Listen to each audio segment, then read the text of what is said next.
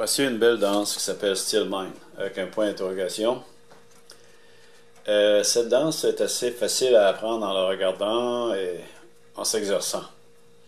Par contre, le compte est très compliqué et il y a beaucoup de et un peu partout. Et je pensais même qu'il y avait une erreur dans le compte au début. Je pensais qu'il y avait 42 temps et non 32. Mais il y a effectivement 32. J'ai vérifié sur le site de Coppernob. Donc, je vais faire la danse avec les temps, mais en utilisant une feuille. Par après, je vais me débarrasser de la feuille et je vais faire la danse correctement. Voici donc la danse lentement avec son compte et une feuille pour regarder si je ne me trompe pas. Comme je vous ai dit, c'est compliqué. C'est une danse à deux murs. 1, 2, 3, 4 et 5, 6, 7, 8 et 1, 2 et 3, 4 et 5, 6, 7 et 8 et 1, 2 et 3, 4 et 5, 6 et 7, 8 et 1, 2 et 3, 4 et 5 et A, hein, c'est bien marqué, 6 et A, 7 et A, 8 et A, et on recommence 1.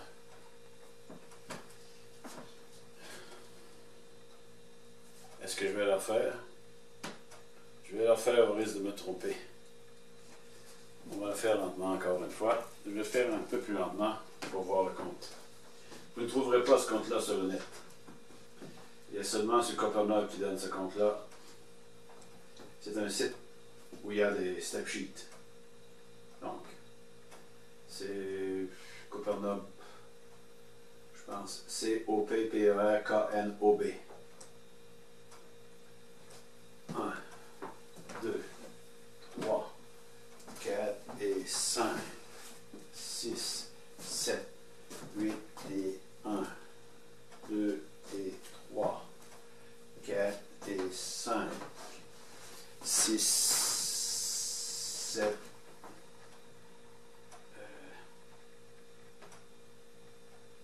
et 8 et 1, 2 et 3, 4 et 5, 6 et 7, 8 et 1, 2 et 3, 4 et 5 et A, 6 et A, 7 et A, 8 et A, et on recommence 1.